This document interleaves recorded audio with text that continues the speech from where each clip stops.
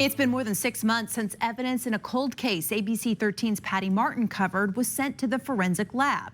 Investigators are hopeful they're going to get a break in that case. But the evidence still hasn't been processed. In an ABC 13 exclusive, Patty went to Richmond to find out what's behind the delays. It means a lot, to know the truth, It's been almost 40 years since someone shot and killed Antonio Ewell's dad, Greg.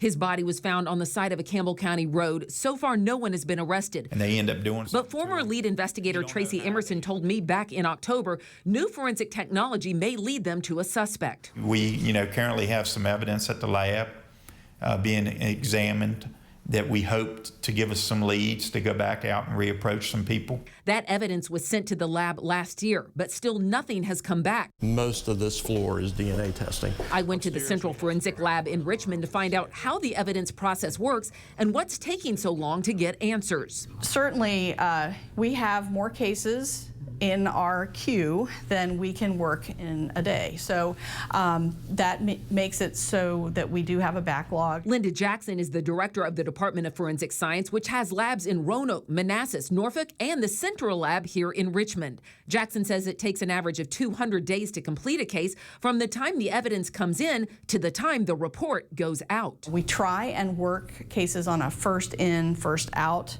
basis so that nothing kind of lingers on too long, but we certainly do have the opportunity sometimes where we need to prioritize cases out of that order. Cases given priority include those where there could be a threat to the public or an upcoming court date. That means evidence from a decades-old case may get pushed back, like the Greg Ewell case. Jackson says more evidence from cold cases keeps coming in, adding to the workload. Is that part of what's happening? Is just suddenly your ability to do more is getting these jurisdictions to say, oh, wait, this case, now they can maybe find something on this where they were holding on to it for a while because it just wasn't possible. Oh, I think that's definitely true. Such a large amount of sample was required when DNA first was introduced. Now, with the very small amount of sample that's required to be able to develop a profile, you're able to get DNA off of different types of evidence that you would not have been able to when it first came out. It looks like she's working on an airbag. Brad Jenkins is the manager for the forensic biology program. He says with the growing workload, they're doing what they can to try to move cases through the system as quickly as possible. If we have a lot of cases in Western, we transfer them to one of the other labs. And so that's usually a reason why a case is moved to another lab, because those scientists are all busy. With the growing number of cases, the need for more scientists increases. The Virginia Forensic Lab relies on state funding. For 2026, they requested an additional 2 forensic scientists, which they just found out Governor Youngkin agreed to. That's very helpful because we've had such an increase in the amount of submissions that we get for DNA testing, especially in our Western and Northern labs, that additional capacity will be very helpful.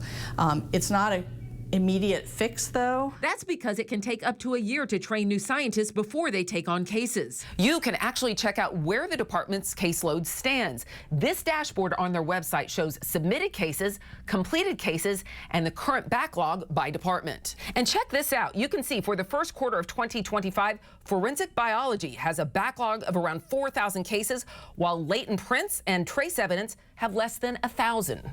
Kneel down. Wish him happy birthday. As for where the Greg Ewell evidence stands, the forensic lab says they don't release specifics about any case they have to protect the integrity of the investigation. However, Captain Michael Bryant with the Campbell County Sheriff's Office tells me he spoke to the lab just days ago, and they told him the Greg Ewell case hasn't been assigned to a scientist yet.